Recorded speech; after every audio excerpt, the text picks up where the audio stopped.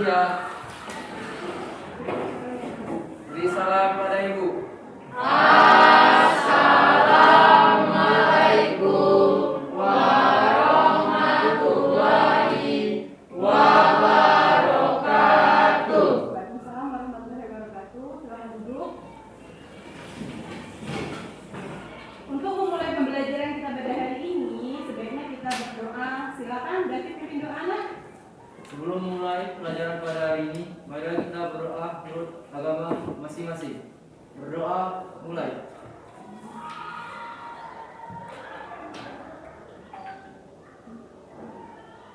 Berdoa selesai. Oke, terima kasih David. Ya, Bu. Ibu absen dulu ya. Ya, Bu. Anis, David, Ya, Bu. Elsa, Ica, Vicky, Hadir, Bu. Keisha, Olida, Miri, Zaki, Agung, Hadir. Sidik, Hadir, Bu. Rangga, Hadir, Bu. Tiara, Teddy, Hadir, Bu. Mita, Rika, oke. Alhamdulillah hadir semua ya. Ya, Bu.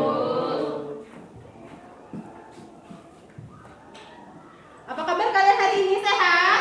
Sehat. Alhamdulillah sehat ya. Oke. Ibu ada sedikit motivasi untuk kalian, bisa lihat di slide. Oke.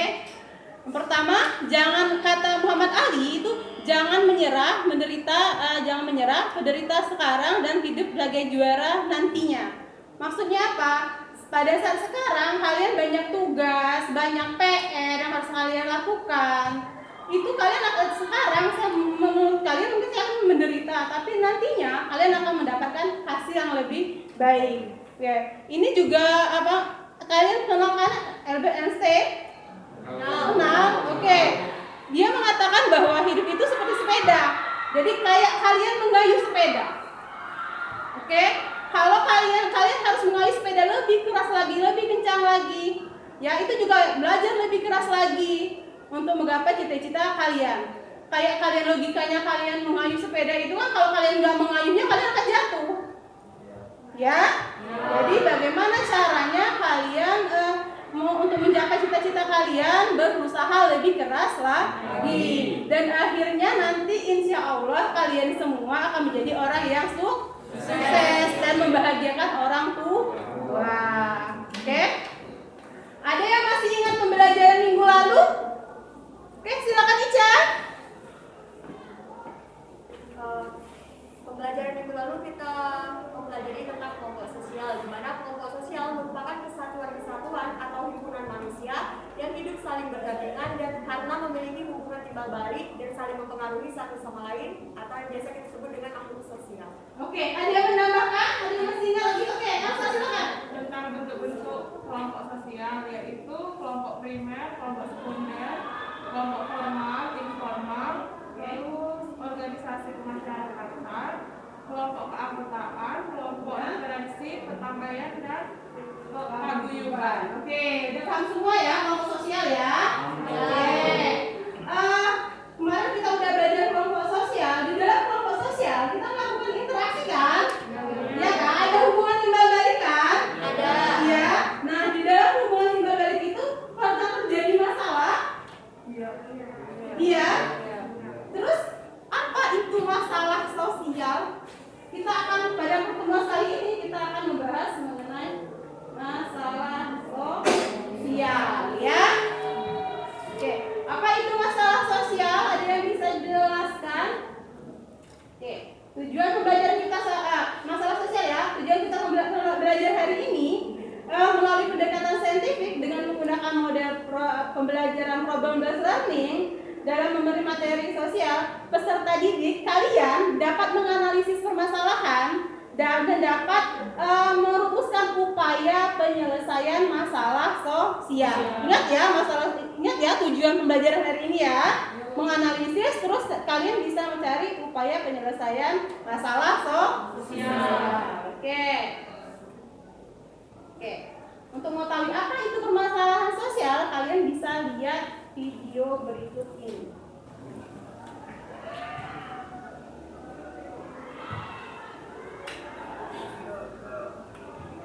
Inilah salah satu potret kemiskinan yang dialami keluarga di Wayan Juli di Desa Bulakota, Pulau Nusa Penida, Kabupaten Lumbung.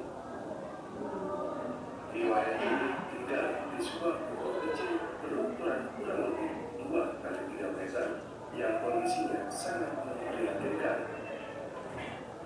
Di Wayan Juli selalu mendominasi kerjaannya menjual beberapa muda untuk wisatawan yang berkunjung ke Pulau Nusa Penida.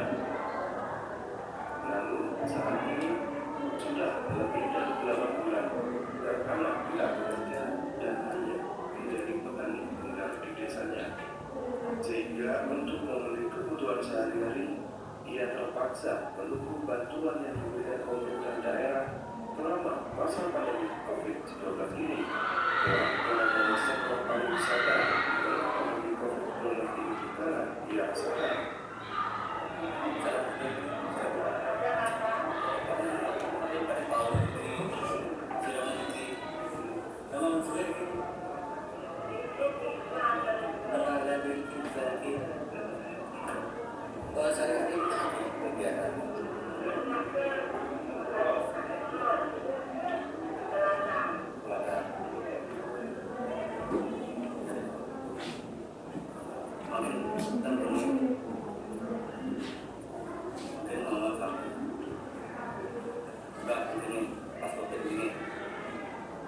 Pemerintah Kabupaten Klungkung dalam waktu dekat berencana membuat rumah layak huni kembali menunggu perekonomian kembali normal. Pihaknya berharap aparat desa segera melapor dan merespon secara cepat kondisi masyarakat agar bisa segera diberi bantuan. Situasi pada ini itu situasinya seperti ini. Jadi beliau ditinggal bertiga ya, kemudian masih berulang. Jadi tempatnya seperti ini bayangkan ya. Jadi ini alamnya di sebelah ujung bapak sebelah ujung sini dapur. Tentu ini sangat tidak sehat dan tentu saya juga menyayangkan ini sampai terjadi ya. Mungkin dari desa harapan saya bisa lebih kencang kalau usulkan wadahnya dan sampai terlambat. Pemerintah daerah Klungkung mengakui saat ini tingkat kemiskinan mengalami peningkatan akibat tidak adanya penghasilan yang sebelumnya banyak warga mengandalkan sektor pariwisata. Budi Krista, Kompas TV.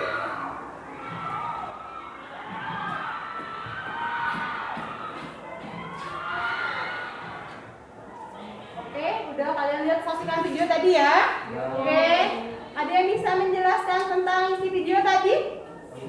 Silakan Agung. Kehidupannya mirip Bu, karena mereka harus tinggal di rumah yang tidak layak huni. Oke, ada lagi? Kembangan Bu. Dari segi kesehatan juga mungkin akan terganggu Bu, karena keluarga ini tinggal bersama hewan peliharaannya. Selain itu juga kemungkinan pendidikan anaknya juga akan terganggu. Oke, ini merupakan permasalahan sosial. Iya, karena apa? Merupakan permasalahan sosial. Iya, karena kalau ada Karena menurut saya, kemiskinan itu dapat menimbulkan pengangguran dan tidak menutup kemungkinan orang-orang tersebut akan melakukan tindakan kejahatan yang dapat merugikan masyarakat lain. Oke, itu disebut masalah sosial ya. Masalah sosial itu jadi seperti apa? Diinginkan nggak masalah sosial itu? Tidak diinginkan. Terus masalah sosial itu kenyataan tidak sesuai dengan harapan. Ya, itu masalah sosial. Oke, menurut tokoh Saudara Sukanto, silakan bacakan Sidik. Pengertian masalah sosial menurut Sujono Sukanto, masalah sosial adalah suatu ketidaksesuaian antara unsur-unsur kebudayaan atau masyarakat yang membahayakan kehidupan kelompok sosial. Oke, itu masalah sosial ya, yang tidak sesuai antara unsur-unsur kebudayaan dan membahayakan kehidupan orang lain. Oke, paham masalah sosial? Paham. Kita lanjut ya. Oke. Faktor penyebab permasalahan sosial itu yang pertama masalah ekonomi. Oke, kalian bisa lihat di di gambar yang pertama, silakan. Gambar yang pertama, seorang ibu yang tidak mempunyai rumah sehingga tinggal di pinggir rel kereta api yang membahayakan hidupnya. Oke, ada seorang ibu yang tinggal di rel kereta api, itu karena apa? Dia tinggal di sana? Iya, itu karena tidak mempunyai rumah, dia tunawisma. Membahayakan nggak? Iya. Membahayakan untuk dia dan keluarganya. Berarti dia termasuk masalah sosial. Oke, kalau gambar yang kedua, pernah lihat itu di daerah kita? Oke, sering? Oke, itu apa nak? Siapa yang bisa jelaskan gambar yang kedua? Oke, silakan Iri. Manusia silver yang sering berada di lampu merah. Hal ini merupakan masalah sosial karena mereka meminta-minta di pinggiran jalan sehingga mengganggu aktivitas setiap kendaraan yang lewat. Oke, manusia silver ini fenomenanya baru-baru beberapa tahun ini ya. Setelah terjadinya COVID, baru ada manusia silver. Keberadaan manusia silver ini jadi masalah sosial nggak? Ya. Karena mengganggu apa Cah? mengganggu lalu lintas Oh iya. dan Aktivitas jalanan. Oke, mengganggu aktivitas, membahayakan untuk dia sendiri, bisa dia tertabrak atau juga mengganggu aktivitas perjalanan orang ke tempat berikutnya gitu kan. Bisa saja dia tertabrak atau orang yang tercelaka gara-gara dia gitu ya. Ini semua ini yang mereka lakukan ini merupakan permasalahan ekonomi, masalah sosial karena faktor ekonomi. Paham nak masalah ekonomi? Paham. Kita tergabung ke slide kedua ya. Oke, ini ada faktor budaya. Oke, pada slide yang pertama, pada gambar yang pertama itu gambar apa? Ada yang bisa analisis kayak gambarnya? Oke, pada gambar pertama itu ada sekelompok orang yang sedang berkumpul di kafe dan mereka minum minuman keras, Bu. Kemudian dikatakan bahwa itu bukan budaya timur. Dikatakan juga bahwa permasalahan itu merupakan permasalahan sosial karena apabila mereka terlalu banyak minum, mereka cenderung akan kehilangan untuk bisa kesadarannya kondisi mereka, Oke. sehingga menimbulkan keresahan di dalam masyarakat. Oke. Kenapa kalau misalnya meniru ke barat-baratan itu apa namanya? Westernisasi. Oke, itu meniru ke barat-baratan, meniru budaya barat. Di masyarakat kita ada yang seperti ini, orang-orang seperti ini? Ada ya, orang-orang seperti itu. Minum-minuman keras atau ada lagi yang lain? Ada. Oke, ada apa contohnya tadi? Pakai pakaian, Bu. Oke, pakai pakaian yang kurang dasar ya, atau yang seksi ya, gitu ya. Itu termasuk budaya barat. Itu menjadi permasalahan sosial karena apa? Dapat mengganggu masyarakat. Iya, benar kata David tadi. Itu mengganggu, mabuk-mabukan itu mengganggu masyarakat, ya. Oke, gambar yang kedua, siapa yang bisa jelaskan? Silakan, Vicky. Gambar kedua adalah seorang anak yang membuang sampah sembarangan, Bu. Oke, itu menjadi permasalahan sosial. Kita membuang sampah sembarangan itu budaya nggak? Iya kan? Maksudku dari kecil diajarkan seperti itu, terus dia buang sampah terus di sungai. Itu menjadi budaya. Nah, lama-lama ini menjadi permasalahan sosial karena kalau kita membuang sampah sembarangan, membuang sampah di sungai terus jadi masalah sosial karena akan terjadi silakan siapa yang bisa jawab? Oke, silakan Vicky. Merupakan masalah sosial karena jika kita keterusan untuk membuang sampah sembarangan akan mengakibatkan banjir. Maka dari itu banjir tersebut akan menjadi permasalahan bagi masyarakat. Oke, itu menjadi permasalahan sosial. Paham nggak faktor budaya? Paham. Oke, lanjut ya. Faktor psikologis. Oke. Di gambar yang pertama itu maaf ya, ada orang kamu sering lihat di jalanan, dia sering ngomong sendiri atau berpakaian yang tidak pantas gitu, ya. Itu terjadinya OTG ini karena apa? Ada yang bisa jelaskan? Silakan Zaki. Karena orang tersebut mengalami gangguan mental. Oke, kenapa orang terjadi gangguan mental terhadap orang? Biasanya kalian lihat orang seperti ini di mana? Di jalan. Di kota atau di desa? Di kota. Oke, di kota ya. Kenapa orang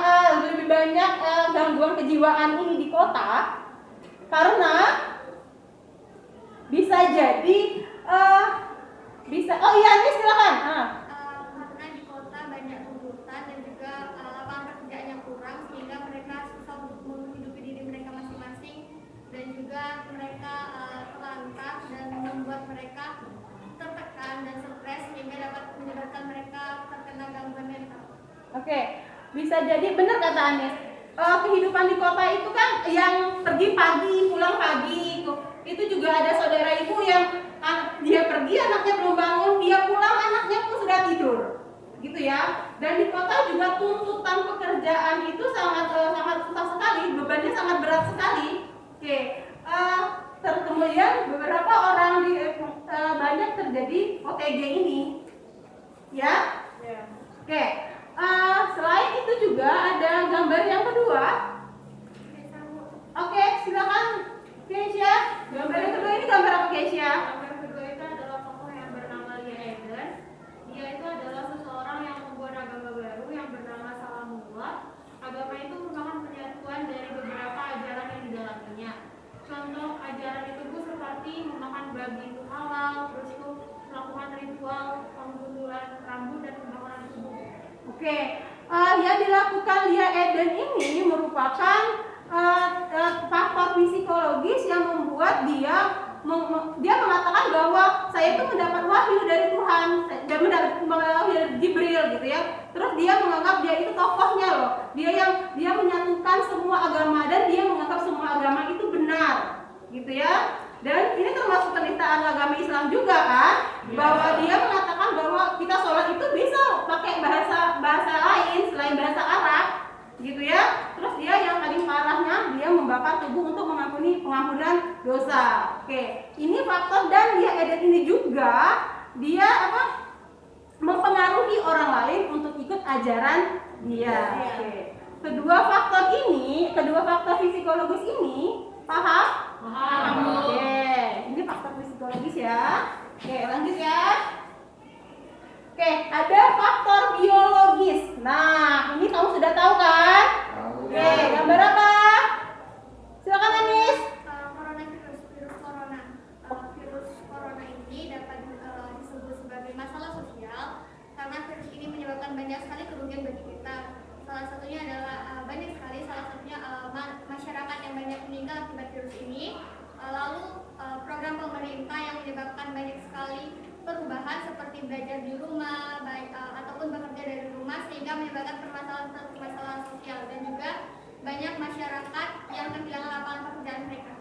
Oke, COVID-19 ini ada akhir tahun 2019, namanya COVID-19 ya. Bulan-bulan November atau Desember yang ada terdapat di mana awalnya nak? Wuhan di Cina. Kalian sudah paham semua ya? Oke. Kenapa jadi faktor biologis? Ini virus nak.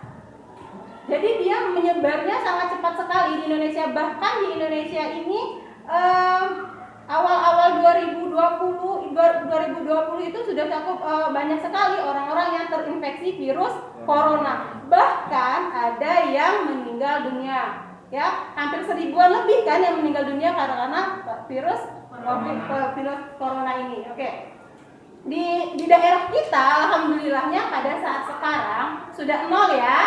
Oke, tapi jangan lalai nak terhadap protokol kesehatan karena di Jakarta sekarang sudah mulai lagi nak virus coronanya.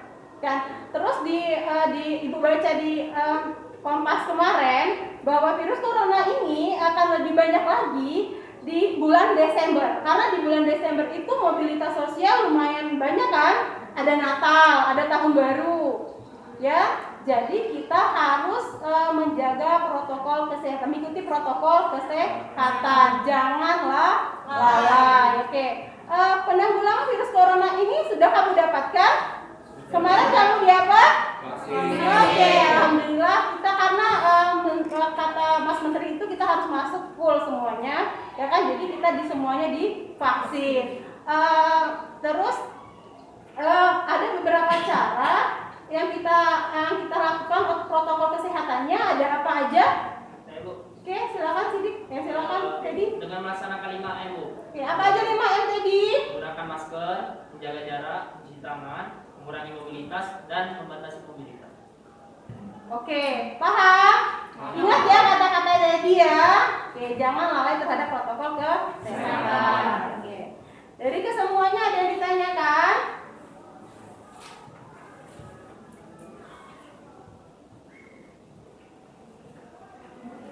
Oke, kegiatan kita selanjutnya itu nanti kalian membuat kelompok. Oke, kalian nanti membuat kelompok 3 kelompok. Oke, dan satu kelompoknya beranggota 5-6 orang. Kemudian setiap kelompok harus ingat ya, harus berperan aktif dalam pembelajaran. Oke, keaktifan kalian dapat poin ya. Inilah ya nak. Oke, nanti ibu kasih kalian LKPD ini, ya. Terus kalian analisis masalah sosial, kemudian kalian mencari upaya penyelesaian masalah sosial. Dan akhirnya kalian mempresentasikan. Oke, ini nama kelompok-kelompoknya. Oke, kelompok yang pertama itu ketuanya Vicky, anggotanya Teddy, Elsa, David, Rezan. Kalau kelompok kedua itu ketuanya Keisha, anggotanya Ade, Holida, Anis, sama Niri. Yang kelompok ketiga itu ada ketuanya Ica, anggotanya Tiara, Mita, David, sama Agung. Paham? Oke. Tugas kelompok 1 menganalisis masalah kemiskinan, ya. Yang kelompok kedua menganalisis masalah COVID-19. Oke, kelompok ketiga itu westernisasi. Oke, kalian kerjakan di LKPD yang sudah ibu berikan nanti. Buat kelompok nak.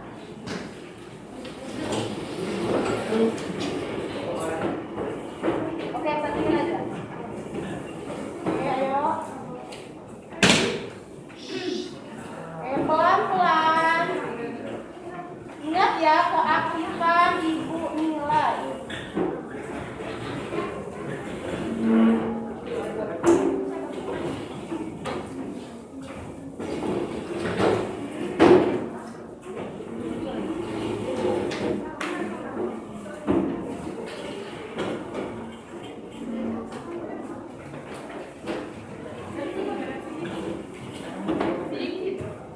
Oke, Sidi mau kemana Sidi? Oke, silakan Sidi.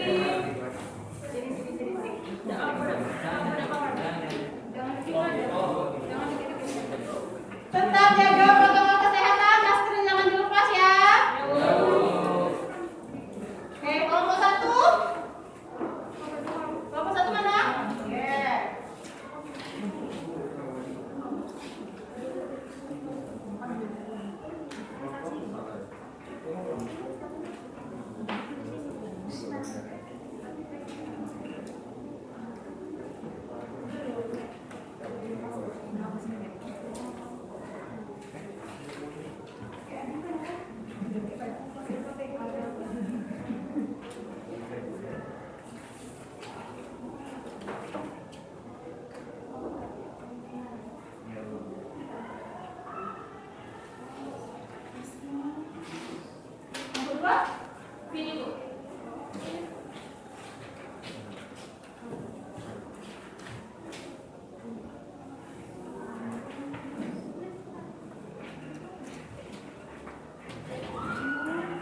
Kelompok 3.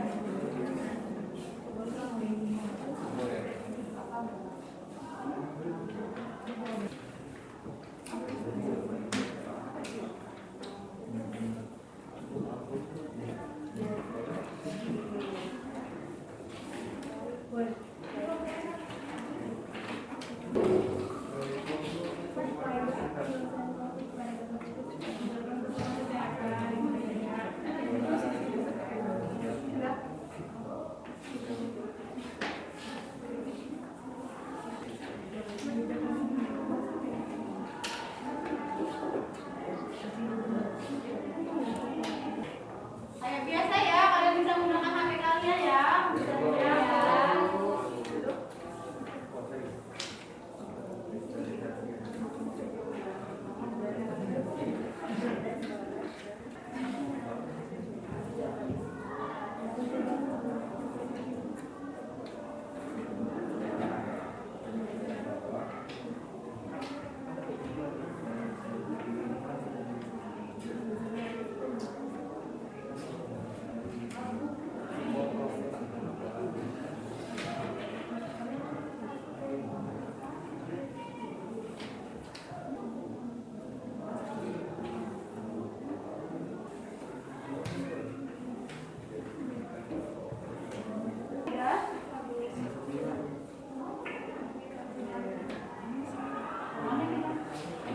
Pakai nggak suka?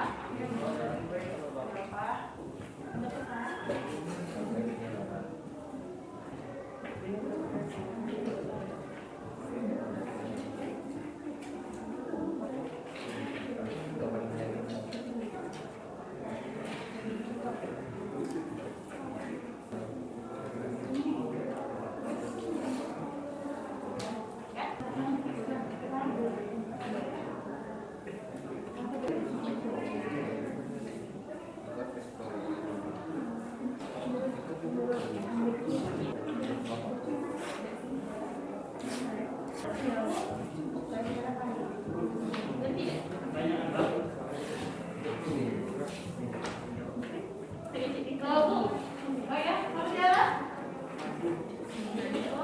Ada yang ditanyakan Tiara? Berarti jadi baca pertama.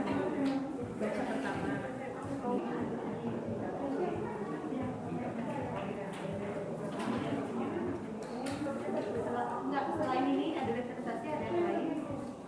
Yang pokoknya yang beda sama budaya Indonesia. Oke. Paham? Ya. Semua berpendapat ya.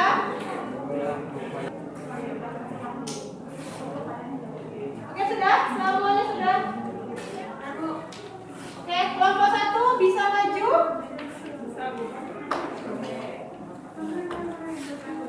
Silahkan kelompok 1 presentasi. Mana kelompok 1? Oke, silakan Anis.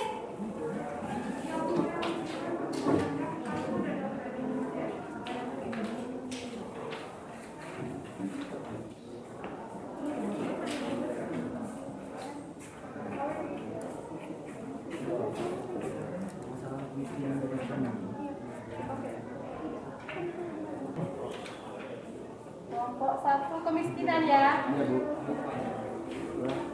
Assalamualaikum warahmatullahi wabarakatuh. Waalaikumsalam warahmatullahi wabarakatuh. Baiklah, kami dari kelompok 1 akan mempresentasikan hasil kerja dari kelompok kami. Kami beranggotakan saya Rafi Anwari, Saya bisa Melati. saya Vicky Fernando. Baiklah, pembahasan kami pada hari ini adalah tentang permasalahan kemiskinan di masa pandemi. Kemiskinan di masa pandemi. Wabah virus corona yang lebih dikenal dengan pandemi COVID-19 telah mengguncang dunia sejak akhir tahun 2019. Di tengah pandemi COVID-19 seperti saat ini, banyak sekali masyarakat yang sedang mengalami masa-masa sulit. Pandemi ini perlahan-lahan membuat banyak orang harus berusaha keras untuk tetap bertahan hidup. Dengan menyebarnya pandemi COVID-19 dan diterapkannya pembatasan sosial berskala besar atau PSBB, banyak golongan masyarakat yang mengalami penurunan pendapatan, bahkan harus kehilangan mata pencahariannya. Kondisi ini diperkirakan berpotensi menambah jumlah penduduk miskin di Indonesia. Bagi sebagian orang, tidaklah mudah untuk bisa bertahan hidup di tengah pandemi COVID-19 yang merebak. Kelaparan sudah pasti menjadi momok bagi kehidupan mereka. Bahkan beberapa waktu terakhir ini yang dihebohkan dan dikejutkan dengan kisah-kisah pilu yang menyayat hati dan begitu miris untuk disaksikan. Kondisi ini tentunya sangat memprihatinkan dan mengundang rasa iba bagi kita yang menyaksikan banyaknya potret kemiskinan yang terjadi yang bertambah pada hari ke hari. Akhir-akhir ini begitu banyak potret kemiskinan yang terjadi akibat dampak dari badai COVID-19 yang terus menerjang kehidupan kita semua. Dan pastinya yang begitu merasakan imbas dari adanya pandemi COVID-19 ini adalah masyarakat dengan tingkat perekonomian yang rendah. Pandemi COVID-19 benar-benar menghantam kondisi perekonomian masyarakat Indonesia. Berikut sederet potret kemiskinan di tengah pandemi COVID-19 yang terjadi selama mewabahnya virus corona ini, antara lain: 1. Banyaknya warga yang mengalami kelaparan dan tidak bisa makan setiap hari. Contohnya ada warga Banten yang tidak makan selama 2 hari dan akhirnya meninggal dunia. 2. Menjual barang yang tersisa. Contohnya seorang bapak asal Batam yang terpaksa menjual ponsel rusak demi suap nasi. Hal ini diakibatkan semenjak wabah corona terjadi, tidak ada lagi orang yang memperkerjakannya. 3. Adanya warga yang terpaksa mencuri. Contohnya yang terjadi di Bogor. Seorang mantan karyawan pabrik sandal nekat mencuri tabung gas untuk memberi makan anak dan istrinya. Selain itu, ada juga kasus mencuri beras yang terjadi di Medan karena tidak memiliki uang untuk membeli makanan. Ada beberapa upaya pengentasan kemiskinan pada masa pandemi seperti sekarang ini. Yang pertama, menurunkan harga BBM yang menjadi salah satu komponen terbesar pengeluaran penduduk miskin. 5% untuk penduduk miskin di kota dan 4% untuk penduduk miskin di desa. Yang kedua, menambah jumlah rumah tangga penerima diskon pemotongan tarif listrik sehingga mencakup minimal seluruh pelanggan 900 volt. Saat ini, selain golongan R1 atau R1 450 volt 24 juta pelanggan yang mendapatkan listrik gratis selama 3 bulan.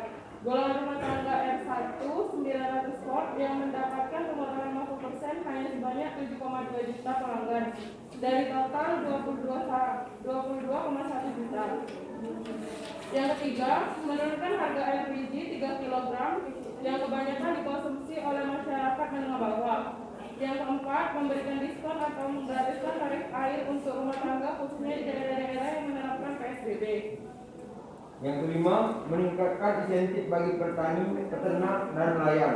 Melakukan relokasi anggaran program kartu prakerja yang digunakan untuk membayar program pelatihan yang tidak relevan dengan kebutuhan masyarakat saat ini, khususnya angkatan kerja yang menganggur akibat PHK.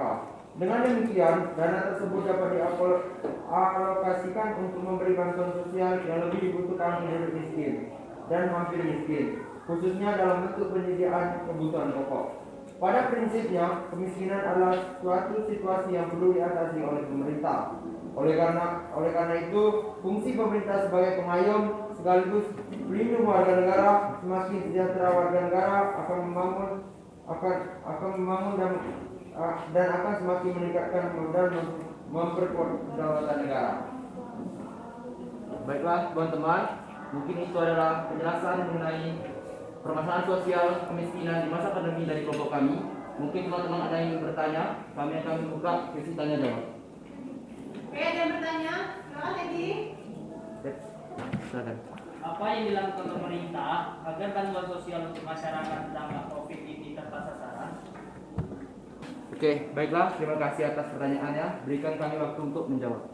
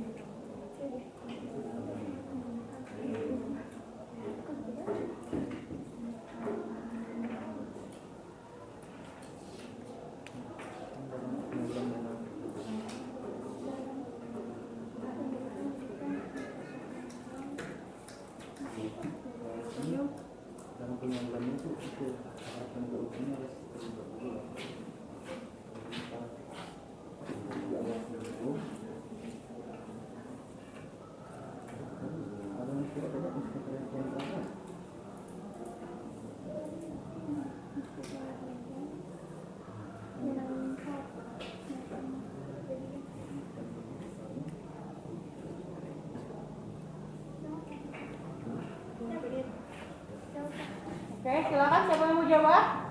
Ya, Silakan David. baiklah, saya akan menjawab pertanyaan dari kelompok 2 dari Teddy. Pertanyaannya, apa yang dilakukan pemerintah agar bantuannya bisa tepat sasaran? Dalam penyaluran dana bansos ini, pemerintah melibatkan Inspektorat Jenderal Kemensos maupun Badan Pemeriksa Keuangan dan Pembangunan serta melibatkan aparat penegak hukum. Pemerintah juga mengajak masyarakat untuk ikut mengawasi bantuan sosial ini. Ada yang bisa ditanyakan lagi? Oke, ada yang bertanya lagi sama kelompok 1? Tidak. Tahan ya. Tahan. Oke, silakan kelompok 1. Baiklah teman-teman, mungkin hanya itu saja yang dapat kami sampaikan. Lebih dan kurangnya kami ucapkan mohon maaf atas perhatiannya. Kami ucapkan terima kasih. Wassalamualaikum warahmatullahi wabarakatuh.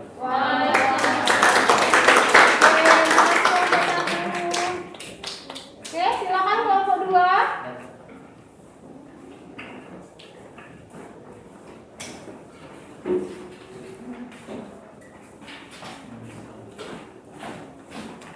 Oke, kelompok 2 akan membahas masalah COVID-19 ya.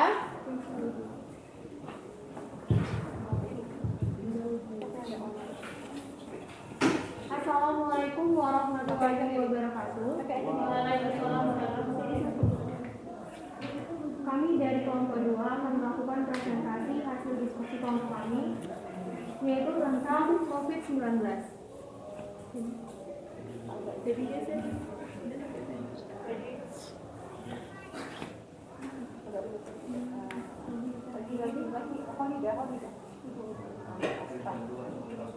Oke, silakan siapa yang presentasi? Oke, Teddy, silakan Teddy. Corona merupakan salah satu masalah sosial karena faktor biologis. Pandemi global mengindikasikan infeksi COVID-19 yang sangat cepat hingga hampir tak ada negara atau wilayah dunia yang absen dari virus corona. Peningkatan jumlah kasus terjadi dalam waktu singkat hingga butuh penanganan secepatnya. Sayangnya hingga kini belum ada obat spesifik untuk menangani kasus infeksi virus corona atau COVID-19. WHO menyatakan saat ini Eropa telah menjadi pusat pandemi virus corona secara global. Eropa memiliki lebih banyak kasus dan kematian akibat COVID-19 dibanding Cina. Jumlah total kasus virus corona menurut WHO kini lebih dari 136.000 di sedikitnya 123 negara dan wilayah. Ketua Badan Ikatan Dokter Anak Indonesia atau IDAI menyambut baik kabar vaksin Sinovac ini sudah mendapat izin dari Badan Pengawas Obat dan Makanan BPOM untuk diperiksakan kepada anak usia 6-11 tahun.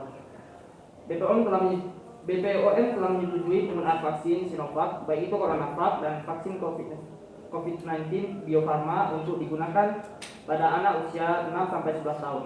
Ini merupakan kabar baik, terlebih Ketua BPOM Pedi Lukito juga mengatakan bahwa saat ini vaksinasi COVID-19 penting bagi anak karena pembelajaran tatap muka sudah mulai dilakukan di sekolah. BPOM terbitkan izin vaksin Sinovac untuk anak usia 6-11 tahun. Kami dari IDAI sangat berbahagia melihat kabar ini, karena kita tahu bahwa di Indonesia angka kematian anak karena COVID-19 adalah yang paling tinggi dibanding negara-negara lain. Ungkap Ketua Umum Pengurus Pusat Ikatan Dokter Anak Indonesia, Dr. Pimpin Basara Yanwarso, SPAK, dalam konferensi pers persetujuan penggunaan vaksin Sinovac pada anak yang digelar Senin, tanggal 1 November 2021.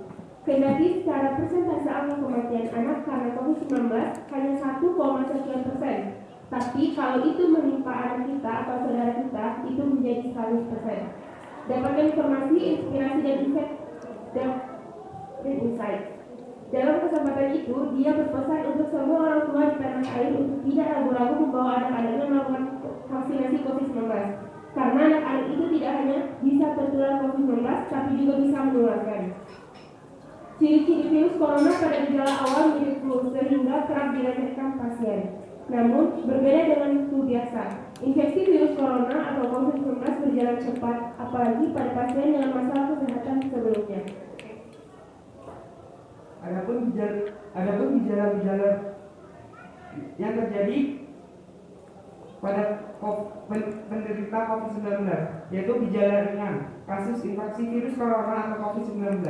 1. Batuk, 2. letih, 3. sesak napas dan ngilu di seluruh tubuh, 4. secara umum merasa tidak enak badan, dan ada gejala berat kasus infeksi virus corona. 1. kesulitan bernapas, 2. infeksi pneumonia, 3. sakit di bagian perut, 4. nafsu makan turun. Ciri-ciri virus corona atau COVID-19 dan gejalanya kebanyakan muncul 2-10 hari setelah kontak dengan virus. Tapi pada beberapa kasus, ciri-ciri awal coronavirus dan gejalanya baru muncul sekitar 24 hari. Untuk membedakan ciri-ciri awal corona dan flu biasa, ada beberapa hal yang harus diperhatikan, yaitu 1. dalam 14 hari seempat bepergian ke negara yang dianggap sumber virus corona. 2. sempat kontak dengan pasien yang mengalami infeksi corona. Kasus infeksi virus corona atau COVID-19 yang masih mewabah bisa dijaga dengan cara sederhana. Berikut 4 cara pencegahan virus corona. Untuk mencegah penyebaran COVID-19, selalu jaga jarak aman dari orang lain minimal 1 meter, meskipun mereka tidak tampak sakit. Kenakan masker di ruang publik, terutama di dalam ruangan atau jika pembatasan fisik tidak memungkinkan. Sebaiknya pilih ruang terbuka dan berventilasi baik. Buka jendela jika berada di dalam ruangan. Cuci tangan Anda secara rutin, gunakan sabun dan air atau cairan pembersih tangan berbahan alkohol. Ikuti vaksinasi ketika giliran Anda sudah tiba. Kemudian ikuti panduan setempat terkait vaksinasi. Saat batuk atau bersin, tutup mulut dan hidung Anda dengan lengan atau tisu. Jangan keluar rumah jika merasa tidak enak badan. Jika demam, batuk, dan kesulitan bernapas, segera cari bantuan medis. Telepon terlebih dahulu agar penyedia layanan kesehatan dapat mengarahkan Anda ke fasilitas kesehatan yang tepat. Tindakan ini akan melindungi Anda dan mencegah penyebaran virus serta infeksi lainnya. Masker yang dipasang dengan benar dapat membantu mencegah penyebaran virus dari orang yang mengenakan orang lain. Mengenakan masker saja tidak cukup untuk melindungi diri dari COVID-19, sehingga harus dikombinasikan dengan pembatasan fisik dan kebersihan tangan. Oke, sudah. Baiklah, itulah hasil diskusi dari kelompok kami. Apakah teman-teman ada yang memiliki pertanyaan? Oke, ada yang bertanya? Silakan kelompok.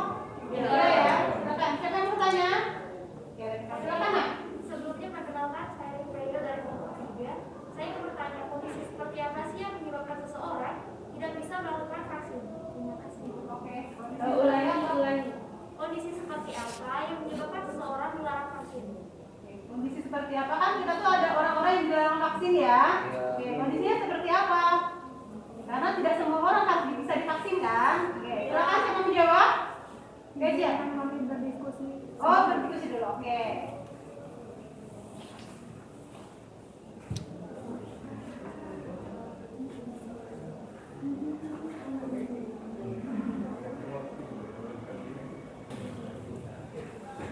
Oke, sudah dapat jawaban? Siapa mau jawab? Oke, siapa? Silakan ya. Baiklah, terima kasih atas pertanyaannya. Jadi ada beberapa kondisi seseorang yang menyebabkan orang tersebut dilarang untuk vaksin. Yang pertama adalah orang dengan riwayat reaksi alergi yang berat terhadap kandungan vaksin COVID-19. Yang kedua adalah orang yang sedang sakit atau sedang mengalami gejala COVID-19. Kemudian vaksinasi itu dapat dilakukan setelah orang yang bersangkutan itu sembuh dan harus dengan persetujuan dokter. Kemudian untuk melakukan vaksinasi kita harus berkonsultasi dengan dokter, karena orang yang pernah mengalami reaksi alergi berat setelah menerima vaksin atau memiliki obat yang dikonsumsi secara rutin perlu berkonsultasi dengan dokter terlebih dahulu sebelum mengikuti program vaksinasi. Kemudian sebelum mengikuti program vaksinasi tersebut, pastikan tubuh dalam kondisi yang bugar, kemudian beristirahat dan minumlah air putih yang cukup agar siap untuk menerima vaksin. Apakah ada pertanyaan yang lain? Ada yang bertanya lagi? Ya. Oke, terima kasih kelompok 2. Baiklah, kami akhiri. Wassalamualaikum warahmatullahi wabarakatuh. Waalaikumsalam warahmatullahi wabarakatuh. Oke, kelompok 3 ya. Silakan kelompok 3.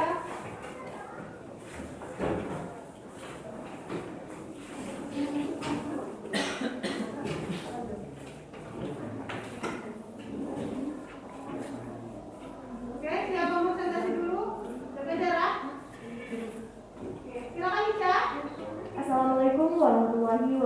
wabarakatuh.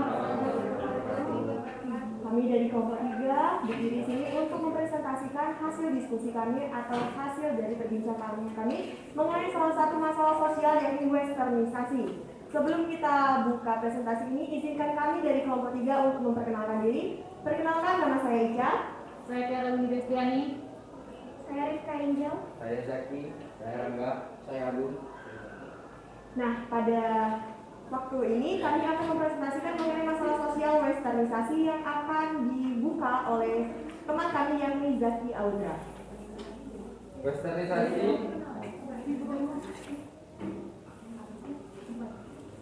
Westernisasi berasal dari bahasa Inggris yaitu West berarti barat. Istilah ini sering diartikan sebagai usaha meniru gaya hidup orang barat. Meniru model hidup berarti meniru secara berlebihan model pakaian, rambut, busana, pola bergaul, berpesta, rekreasi, dan kebiasaan minum minuman keras. Westernisasi yang sebenarnya baru dimulai sejak tahun 1700-an.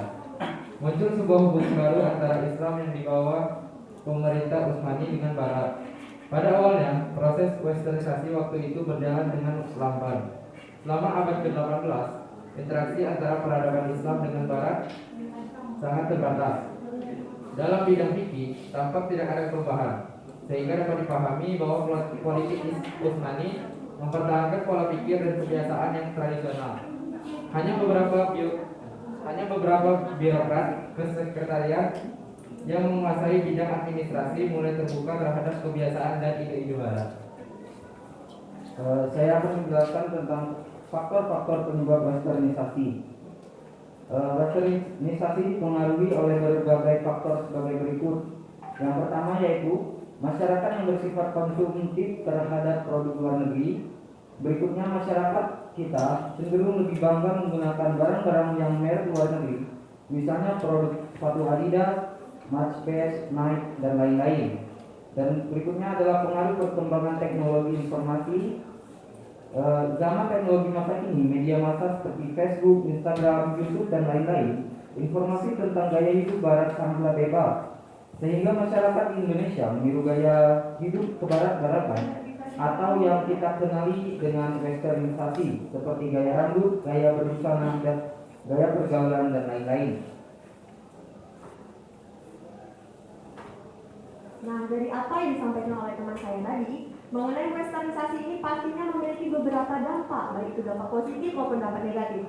Berikut adalah dampak positif dari adanya permasalahan sosial westernisasi, yakni yang pertama adalah dapat memberikan inspirasi bagi kita agar tidak tertinggal informasi tentang kecanggihan teknologi. Kemudian yang kedua, pengaruh positifnya adalah dapat kita gunakan sebagai motivasi untuk hidup lebih baik dan maju. Dan yang ketiga adalah dapat memberikan semangat bagi kita untuk memperkenalkan dengan negara asing bahwa kebudayaan Indonesia yang beragam mampu bersaing dengan kebudayaan mereka. Di sisi lain, terdapat juga dampak pengaruh negatifnya, yakni dari pengaruh permasalahan sosial westernisasi, yakni adalah etika atau cara berperilaku akan merubah seseorang individu, baik itu akan merubah seorang individu perilaku yang lama ke perilaku yang baru, di mana pada awalnya individu etika yang lama sudah tidak sesuai dengan perilaku yang ada, sehingga ia cenderung berubah ke lebih baru tersebut. Nah, dari penjelasan yang telah kami sampaikan, yakni kelompok 3 mengenai permasalahan sosial westernisasi, apakah ada teman-teman sekalian yang ingin bertanya? Oke, silakan kelompok 1 dulu. Baiklah, kepada kelompok 1 kami persilakan.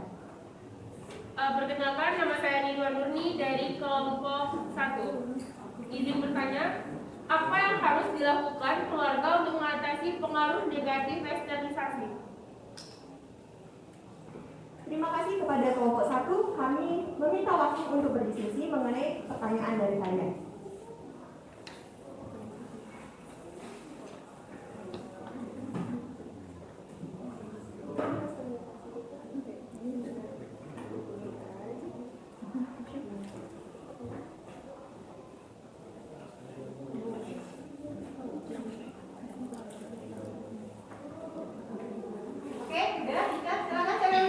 Baiklah, dari pertanyaan teman kami, teman saya yakni Tiara akan menjawab pertanyaan tersebut. Untuk pertanyaan sendiri tadi jawabannya yaitu keluarga harus membentengi dengan ajaran agama, kemudian menanamkan pendidikan karakter seperti jujur, patuh kepada orang tua, serta menghargai orang lain. Dan tentunya mencintai budayanya sendiri, serta orang tua juga diharapkan dapat mengontrol pergaulan anak-anaknya. Oke.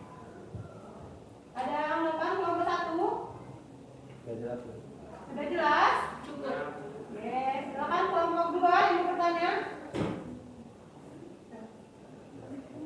Tadi kelompok Anda menyebutkan salah satu cara mengatasi dampak negatif westernisasi adalah mencintai budaya Indonesia. Bisakah kelompok Anda mencontohkan tindakan yang harus dilakukan? Tolong diulangi sekali lagi pertanyaannya. Tadi kelompok Anda menyebutkan salah satu cara mengatasi dampak negatif westernisasi adalah mencintai budaya Indonesia.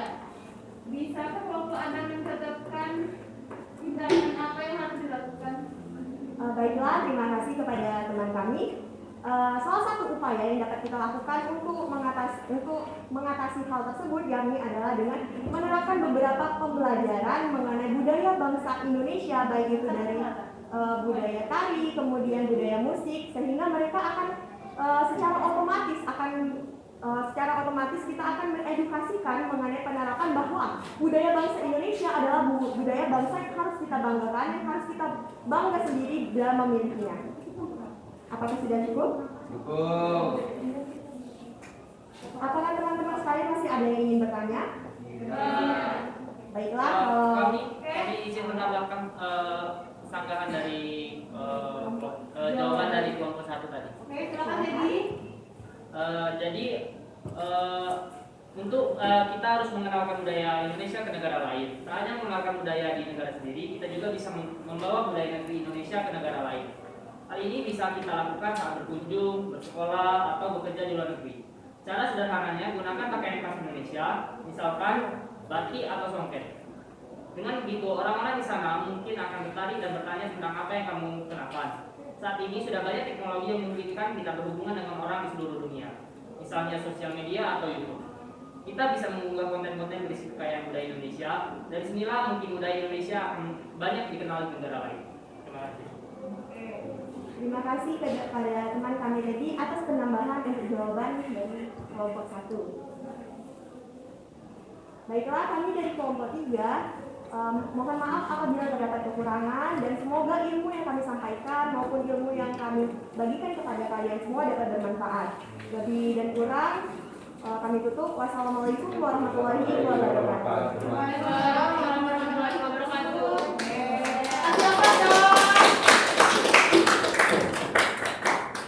Oke, kita sudah berbicara tadi masalah kemiskinan, COVID, sama westernisasi. Oke, semoga kalian paham semua ya. Dari diskusi tadi sampai kalian presentasi sudah sangat bagus sekali.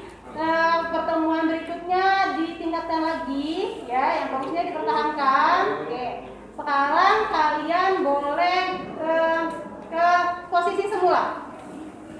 Oke, kita ke posisi semula ya.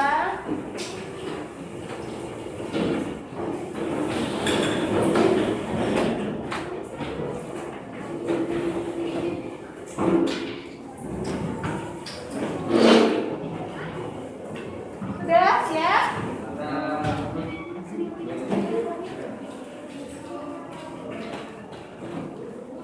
Oke, dari semua pembelajaran kita pada hari ini adakah yang ditanyakan?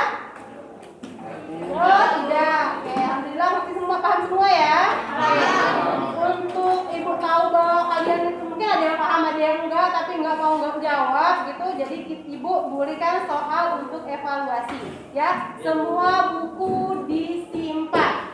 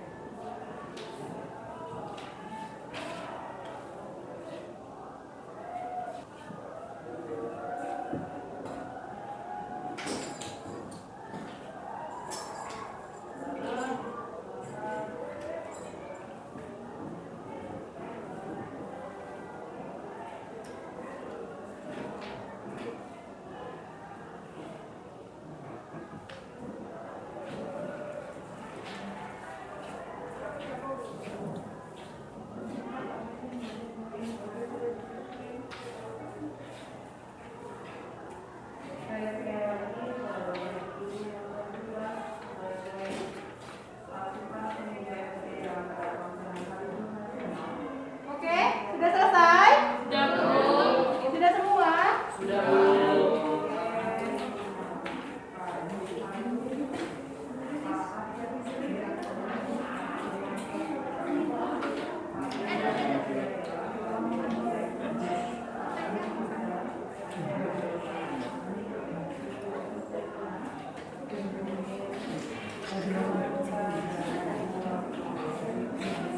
Oke, sudah.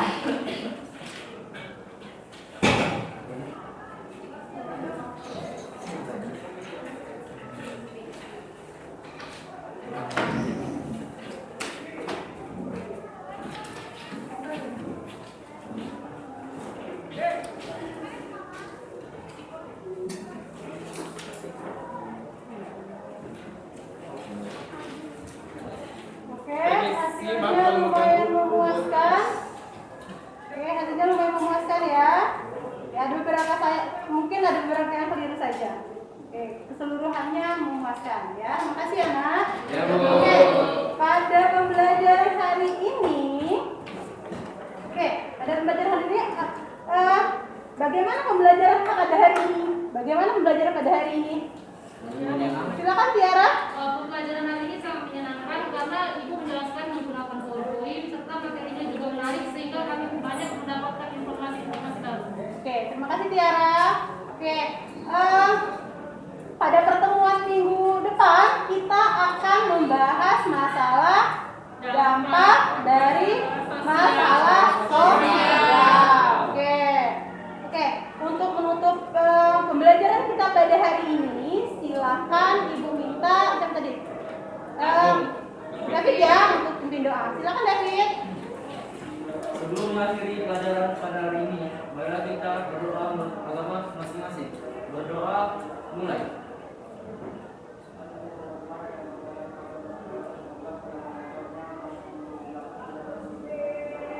Berdoa selesai.